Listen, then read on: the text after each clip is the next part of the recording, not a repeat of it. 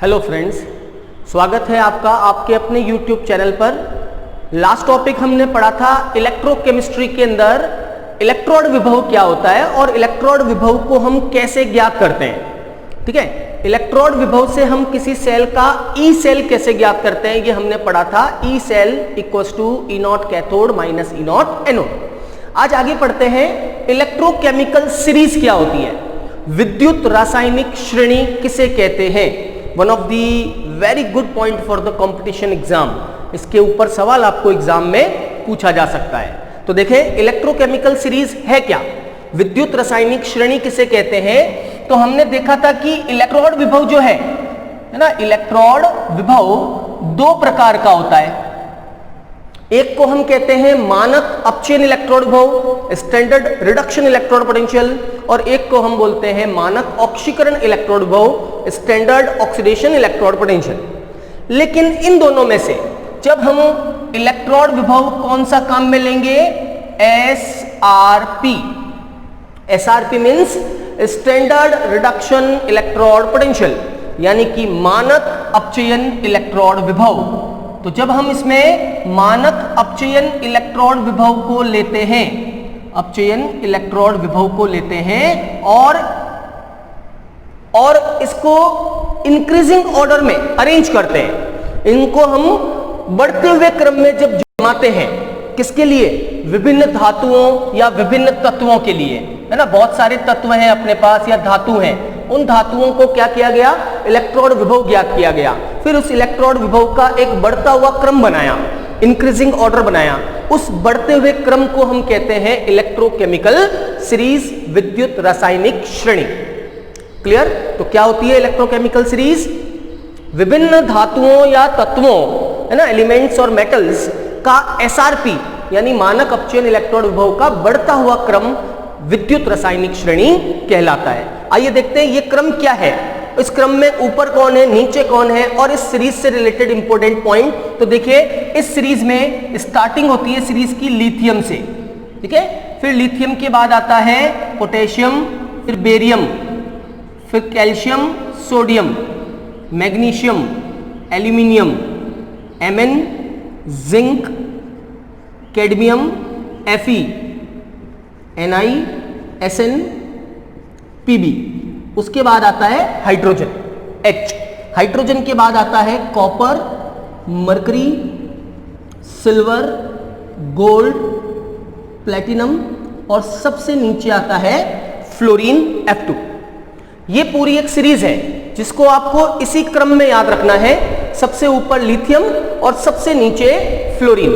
Lithium के बाद potassium, barium, calcium, sodium, magnesium, aluminium, manganese, zinc, cadmium, iron, निकल, tin, lead. Lead के बाद हाइड्रोजन, और हाइड्रोजन के नीचे आपको याद रखना है छाप CHAAP। CHAAP means C copper, H mercury, AA means silver gold, and P means platinum छाप, और सबसे नीचे आ जाएगा फ्लोरीन। इस सीरीज को हम बोलते हैं इलेक्ट्रोकेमिकल सीरीज। और ये क्या है, ये इंक्रीजिंग ऑर्डर है, मतलब जब आप ऊपर से नीचे जाएंगे सीरीज में तो इनका मानक अपचयन इलेक्ट्रोड विभव क्या होगा, बढ़ेगा। Standard reduction electrode potential increase होगा, बढ़ेगा। ठीक है, इसका मतलब ये हुआ सर कि जो लिथियम है इसका जो है एसआरपी सबसे लोवेस्ट होता है, एसआरपी सबसे कम होता है लिथियम का। मानक अपचयन इलेक्ट्रोड विभव न्यूनतम होता है लिथियम का। कितना होता है, तो इसकी वैल्यू आप याद रखना -3.04 वोल्ट, सबसे कम एसआरपी लिथियम का होता है। फिर जैसे जैसे हम नीचे आते जाएंगे एसआरपी बढ़ता जाएगा, और हाइड्रोजन का जो एसआरपी है वो होता है 0 वोल्ट, शून्य विभव होता है हाइड्रोजन का इलेक्ट्रोड विभव। मानक इलेक्ट्रोड विभव या मानक अपचयन इलेक्ट्रोड विभव 0 होता है। फिर सीरीज में और नीचे जाएंगे तो इलेक्ट्रोड विभव का मान, मानक अपचयन इलेक्ट्रोड विभव का मान यानी एसआरपी का मान बढ़ेगा, और हाईएस्ट एसआरपी होता है फ्लोरीन का। ठीक है, फ्लोरीन का एसआरपी हाईएस्ट होता है, हाईएस्ट एसआरपी फ्लोरीन शो करता है, और वो हाईएस्ट होता है प्लस 2.74 वोल्ट। ठीक है, हाईएस्ट 2.74 वोल्ट फ्लोरीन का इलेक्ट्रॉन विभव होता है। क्लियर? तो ये अब इंक्रीजिंग ऑर्डर जो है इसे ही हम बोलते हैं विद्युत रासायनिक श्रेणी। अब इस श्रेणी से रिलेटेड इंपॉर्टेंट बातें हम डिस्कस करते हैं। देखो ध्यान से सुनना, हर एक बात बहुत काम की है। जब इस सीरीज में, इस श्रेणी में हम नीचे से ऊपर की ओर जाएंगे, मींस बॉटम टू टॉप, नीचे से ऊपर की ओर, यानी एसआरपी के घटते हुए क्रम में जाएंगे, तो देखो क्या क्या चेंजेस आते हैं वो आपको याद रखने हैं, जिस पर इंपॉर्टेंट सवाल पूछे जाते हैं एग्जाम में। सबसे पहला आपको याद रखना है कि अगर आप नीचे से ऊपर जाएंगे तो इन तत्वों की रिड्यूसिंग पावर, यानी कि अपचायक सामर्थ्य, रिड्यूसिंग पावर, अपचायक सामर्थ्य बढ़ती है। ठीक है, नीचे से ऊपर जाने पर रिड्यूसिंग स्ट्रेंथ बढ़ती है, मतलब अच्छे अपचायक होने लग जाते हैं तत्व जब अपन नीचे से ऊपर जाते हैं। तो सबसे ऊपर कौन आ रहा है? Lithium. That means lithium is the best reducing agent in the periodic table. आवर्त सारणी में सबसे बढ़िया अपचायक है ना, बेस्ट रिड्यूसिंग एजेंट कौन है? बेस्ट रिड्यूसिंग एजेंट लिथियम होता है, पूरी आवर्त सारणी में सबसे बढ़िया अपचायक है, क्योंकि इसका एसआरपी सबसे कम है, लोवेस्ट है। अब अपचायक सामर्थ्य को आप अलग वर्ड में समझो। क्या मतलब होता है रिड्यूसिंग एजेंट अपचायक का?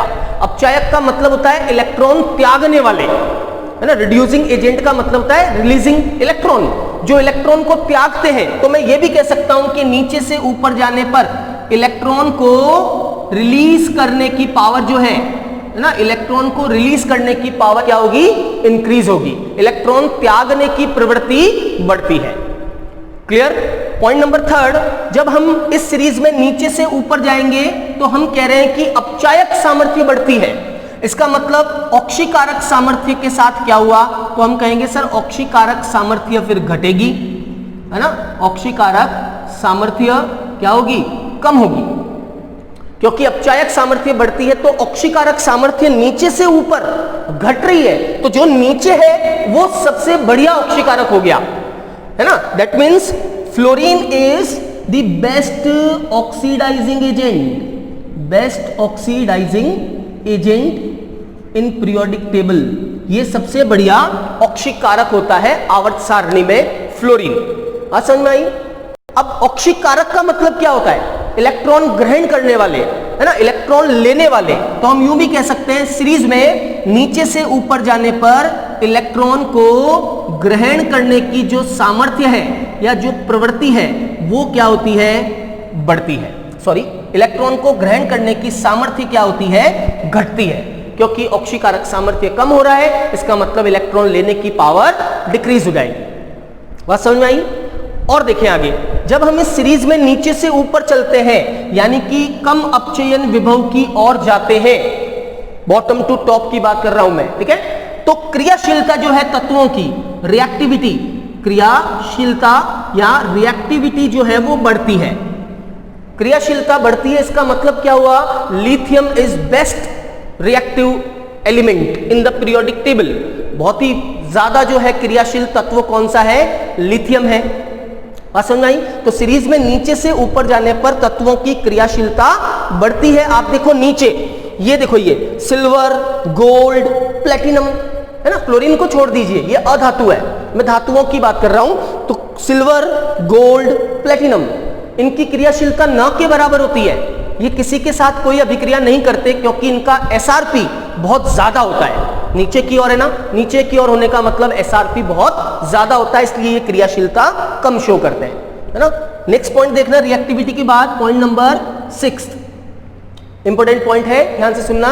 जब इस सीरीज में नीचे से ऊपर की ओर जाते हैं, है ना, तो ध्यान रखना कि जो अपर एलिमेंट है, अपर एलिमेंट मींस ऊपर स्थित तत्व, अपर एलिमेंट, है ना, नीचे वाले तत्व को, नीचे वाले तत्व को, नीचे वाले तत्व को विलयन से प्रतिस्थापित करता है, प्रतिस्थापित करता है।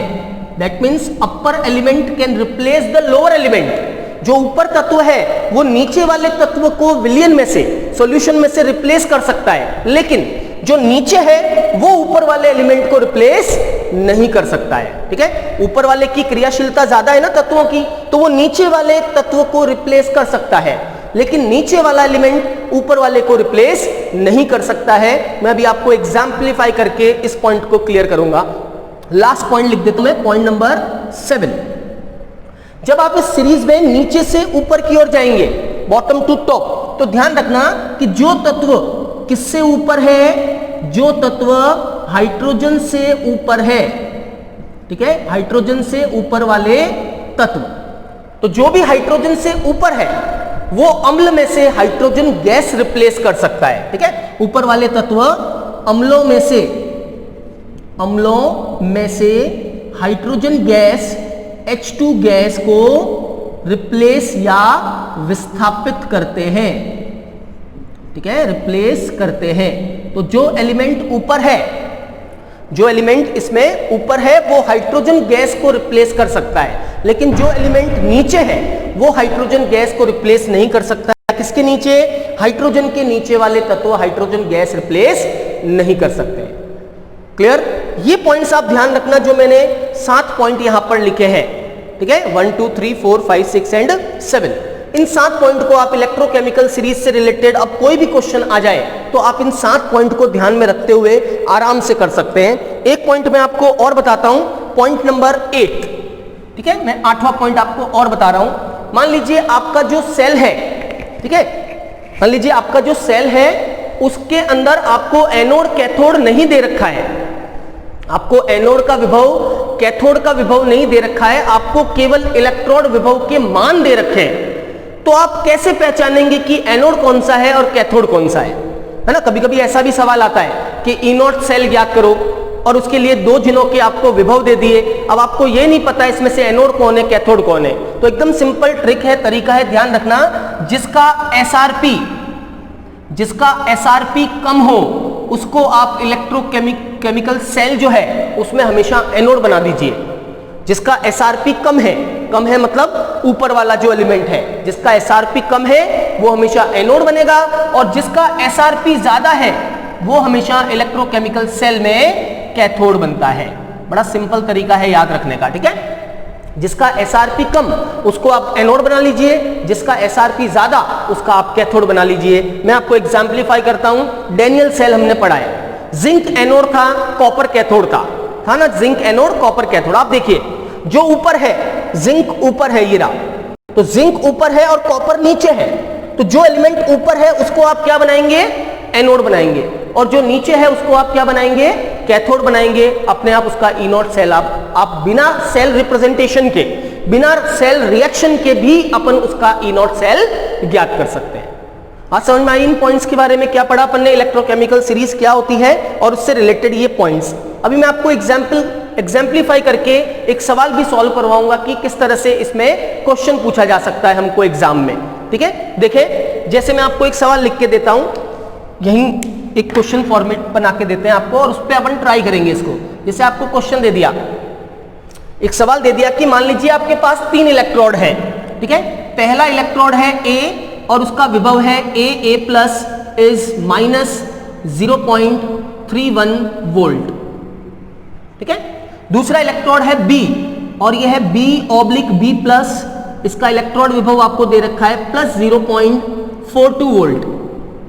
और तीसरा इलेक्ट्रोड है C, तो C/C plus is suppose that it is -0.78 volt. अच्छे से देखना, ये जेई लेवल पे, नीट लेवल पे बहुत बार क्वेश्चन पूछा हुआ एग्जाम में, सेकंड ग्रेड लेवल पे भी इस टॉपिक के ऊपर सवाल पूछा जाता है एग्जाम में, तो ध्यान से देखना इसको। 3 अलग अलग मेरे पास धातु तत्व हैं ABC और उनके विभव दे रखे हैं तीनों के उनके सामने। ठीक है, आपको ये सारे पॉइंट कंप्लीट करने हैं इस सेल के लिए, या इन इलेक्ट्रोड्स के लिए ये सारे पॉइंट्स आपको अरेंज करने हैं। मैं यूं कह दूं कि इन तीनों से आपको सबसे पहले बनाना है अपचायक सामर्थ्य का क्रम क्या होगा, दूसरा ऑक्सीकारक सामर्थ्य का क्रम क्या होगा, तीसरा क्रियाशीलता का क्रम क्या होगा, चौथा कौन सा तत्व किस तत्व को प्रतिस्थापित कर सकता है, और लास्ट इनमें से कौन सा हाइड्रोजन गैस को रिप्लेस करेगा। मैं इस एक क्वेश्चन से ये पूरी इलेक्ट्रोकेमिकल सीरीज एक्सप्लेन कर दूंगा। ध्यान से देखना इसको। सबसे पहली बात, अगर आप इस क्वेश्चन को करने जा रहे हो तो आप देखो सामने विभव दे रखे हैं, ए का विभव, बी का विभव, सी का विभव दे रखा है, इलेक्ट्रोड पोटेंशियल्स। अब आपको इसकी पहले सीरीज बनानी है, इनकी मानक अपचयन इलेक्ट्रोड विभव का एक क्रम बनाना है, सीरीज बनाना है ना। अगर आपने ये सीरीज बना दी, देखिए आप कहेंगे सर सबसे कम विभव किसका है, सी का है, तो सी ऊपर, फिर उसके बाद में सर ए का भी माइनस में है, और सर उसके बाद में बी प्लस में है, तो ये हो गया सी ए बी, यानी कि बढ़ता हुआ क्रम, इस तरह का बढ़ता हुआ क्रम, एसआरपी का बढ़ता हुआ क्रम हमने बना लिया। अगर आपने ऐसा कर दिया बिना अच्छे से पढ़े हुए तो क्या होगा, रॉन्ग हो जाएगा। अगर आपने ये सीधा बिना पढ़े कर दिया तो ये गलत हो जाएगा, क्योंकि हमने साफ साफ लिख रखा है, क्या लिख रखा है, कौन से का बढ़ता हुआ क्रम है, ये एसआरपी का बढ़ता हुआ क्रम है, मानक अपचयन इलेक्ट्रोड विभव का बढ़ता हुआ क्रम है, जबकि हमें यहां क्या दे रखा है, ऑक्सीकरण इलेक्ट्रोड विभव। ध्यान से देखो, हमें यहां ऑक्सीकरण विभव दे रखा है, ए से ए प्लस, बी से बी प्लस, ऑक्सीडेशन हो रहा है, ये सी से सी प्लस, ऑक्सीकरण हो रहा है, तो ये विभव तो ऑक्सीकरण विभव है। इसका मतलब पहले हमें क्या करना होगा, सीरीज बनाने से पहले इनको रिडक्शन में चेंज करना होगा, इनको अपचयन में बदलना होगा। तो इसका अपचयन विभव क्या हो जाएगा, साइन चेंज कर लो, अगर ऑक्सीकरण माइनस में है तो अपचयन विभव हो गया प्लस 0.31 वोल्ट। इसी तरह से B का ऑक्सीकरण इलेक्ट्रोड विभव 0.42 है, तो B का अपचयन इलेक्ट्रोड विभव कितना हुआ, -0.42 वोल्ट, माइनस में हो जाएगा। और C का माइनस में दे रखा है ऑक्सीकरण इलेक्ट्रोड विभव, तो अपचयन इलेक्ट्रोड विभव हो जाएगा प्लस 0.78 वोल्ट।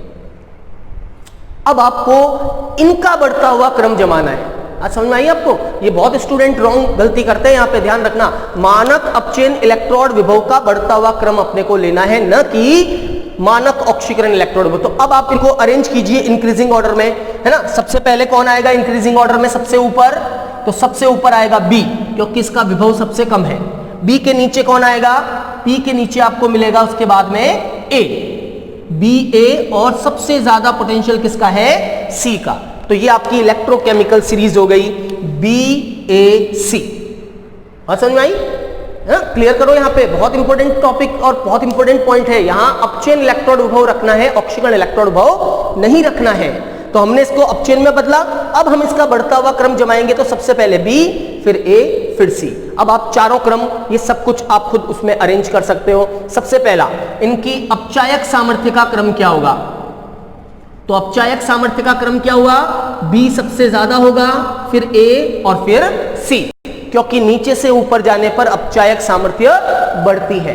इनकी ऑक्सीकारक सामर्थ्य का क्रम क्या होगा, इनकी ऑक्सीकारक सामर्थ्य का क्रम क्या होगा, तो B जो है उसकी ऑक्सीकारक सामर्थ्य A से कम होगी और A की ऑक्सीकारक सामर्थ्य C से कम होगी। ये हो गया इनका ऑक्सीकारक सामर्थ्य का क्रम, ठीक है। इनकी क्रियाशीलता का क्रम क्या होगा, तो क्रियाशीलता का क्रम वही होगा जो अभिक्रियाशीलता या क्रियाशीलता का क्रम, तो क्रियाशीलता का क्रम वही होगा जो इनकी अपचायक सामर्थ्य का क्रम है। रिएक्टिविटी ऑर्डर, B सबसे ज्यादा क्रियाशील होगा और C सबसे कम क्रियाशील होगा। क्लियर। नेक्स्ट, कौन सा तत्व किस तत्व को प्रतिस्थापित कर सकता है, तो अब आप खुद यहां से देख के बता सकते हो। मैंने लिखा है कि जो ऊपर तत्व है वो नीचे वाले तत्व को रिप्लेस कर सकता है। इसका मतलब क्या हुआ, इसका मतलब sir B can replace A as well as C। B A और C को रिप्लेस कर सकता है। A can replace C only. A केवल C को रिप्लेस कर सकता है, but C can not replace anyone. C किसी को रिप्लेस नहीं कर सकता क्योंकि C सबसे नीचे है, इसकी क्रियाशीलता सबसे कम है। तो आपको सवाल बना के दे दिया, क्या A B को रिप्लेस कर सकता है, आप कहेंगे नहीं कर सकता है। क्या A C को रिप्लेस कर सकता है, यस A C को रिप्लेस कर सकता है ना, yes A can replace the C। क्या B A और C को रिप्लेस कर सकता है, यस B A और C को रिप्लेस कर सकता है। क्लियर। लास्ट पॉइंट देखो, हाइड्रोजन के ऊपर वाले तत्व अम्ल में से हाइड्रोजन गैस निष्कासित करते हैं, तो बताइए इनमें से कौन सा तत्व हाइड्रोजन गैस रिलीज करेगा, है ना। इनको देख के हम खुद बता सकते हैं अब कि हाइड्रोजन रिलीज कौन करेगा, जो हाइड्रोजन के ऊपर होगा, और हाइड्रोजन के ऊपर होने का मतलब क्या हुआ, जिसका विभव ऋणात्मक होगा, ये नेगेटिव होगा ऊपर, नीचे वाला नहीं। तो अब आप देखो इसमें से नेगेटिव किसका इसका है, एक ही है, और वो कौन है, बी। केवल बी का विभव ऋणात्मक है, इसका मतलब हम कह सकते हैं B can replace hydrogen gas from acid. मैं यहां लिख रहा हूं इसको, यहां पे लिख रहा हूं, B can replace hydrogen gas from acid. बी जो है वो अम्ल में से हाइड्रोजन गैस निकाल सकता है, ए नहीं निकाल सकता क्योंकि इसका विभव प्लस में है, सी का विभव भी प्लस में है, ये दोनों हाइड्रोजन गैस रिप्लेस नहीं कर सकते हैं। यहां आपको सवाल यूं भी पूछ सकते हैं कि इनमें से किस पात्र में, ए, बी और सी के कौन से पात्र में हाइड्रोक्लोरिक अम्ल डालने पर उसकी सांद्रता में परिवर्तन नहीं होगा। सुनना ध्यान से, इनमें से किस पात्र में हाइड्रोक्लोरिक अम्ल रख दे तो उसकी सांद्रता में कोई परिवर्तन नहीं होगा। आंसर क्या होगा, ए एंड सी, क्योंकि ए और सी में रखने पर हाइड्रोजन गैस नहीं निकलेगी, और अगर हाइड्रोजन नहीं निकलेगी तो सांद्रता उतनी ही रहेगी जितनी है, कंसंट्रेशन में कोई चेंज नहीं आएगा। लेकिन हम अगर बी वाले पात्र में रख दें तो बी में तो क्या हो रहा है, हाइड्रोजन गैस रिप्लेस हो रही है, और अगर हाइड्रोजन रिप्लेस हो जाएगी तो फिर सांद्रता में भी क्या होगा, कंसंट्रेशन में भी चेंज आएगा, HCl की कंसंट्रेशन धीरे धीरे बदल जाएगी, है ना। तो इस टाइप से भी पूछा जा सकता है, क्वेश्चन फॉर्मेट अलग अलग है, लेकिन ये आप 7 पॉइंट याद रखिए, आप बड़ी आसानी से हर एक क्वेश्चन का जवाब दे सकते हैं। एक मैं आपको और यहां पे बताऊं, अगर आपसे पूछ ले, ध्यान से सुनना और नोट करना, इसको गांठ बांधना इसकी, है कि इनमें से कौन सा कॉम्बिनेशन आपको सबसे बढ़िया सेल बना के देगा, या कौन से कॉम्बिनेशन से ई सेल सबसे ज्यादा आएगा। तो हमेशा याद रखना, अगर ऐसा कभी भी सवाल आ जाए कौन से कॉम्बिनेशन से, तो हम कह रहे हैं जिसका एसआरपी कम है वो एनोड बनाओ, जितना ज्यादा कम है वो उतना बढ़िया एनोड, और जिसका एसआरपी ज्यादा है वो कैथोड, जितना ज्यादा है उतना बढ़िया कैथोड। अब आप देखो बी का एसआरपी कम है सबसे, तो बी बन गया एनोड, और सी का एसआरपी सबसे ज्यादा है तो सी बन गया कैथोड। यानी अगर मैं बी और सी के 2 इलेक्ट्रोड लेकर सेल बनाऊंगा तो मुझे सबसे बढ़िया विद्युत वाहक बल या E0 सेल इलेक्ट्रोमोटिव फोर्स प्राप्त होगा। बात समझ में आई? तो ये था इलेक्ट्रोकेमिकल सीरीज, विद्युत रासायनिक श्रेणी क्या होती है। आज का टॉपिक यही कंप्लीट करेंगे। अगले टॉपिक में हम पढ़ेंगे कि सेल का जो E0 सेल है उसके ऊपर सांद्रता का क्या परिवर्तन होता है, या सांद्रता परिवर्तन करने पर क्या प्रभाव होता है ना, उसे हम बोलते हैं नेंसर्ट इक्वेशन या नर्स्ट समीकरण। तो हम अगले टॉपिक में पढ़ेंगे नर्स्ट इक्वेशन को। आज के लिए इतना ही। Thank you very much.